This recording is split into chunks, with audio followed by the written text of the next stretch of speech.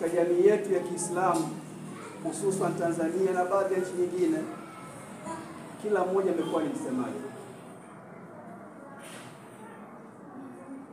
Kila mmoja amekuwa ni msemaji wa Waislamu. Sasa hata kama jambo ni dogo, lakini linakuwa kubwa, wakati ilikuwa inatakiwa katika jambo ambalo la wakutanisha Waislamu wote. Ndio Allah amesemaje, ala amrin jami', katika jambo ambalo la wakutanisha Waislamu wote.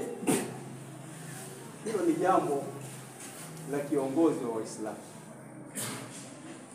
Lakini leo viongozi wetu hatuwaheshimu, viongozi wetu hatuwajali, viongozi wetu hatuwaachii mamlaka yao. Imekuwa kila mmoja na mamlaka, kila mmoja anayo nafasi ya kuzungumza.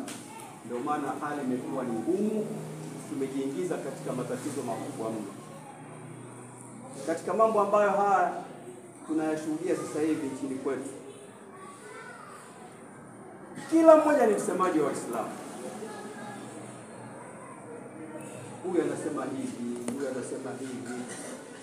Mpaka astaghfirullah, juzi tumeona katika mtandao kuna mmoja naye msemaji wa Waislamu, sijui katokea wapi, badala atoe maneno mazuri ya kuwakusanya Watanzania katika jambo moja,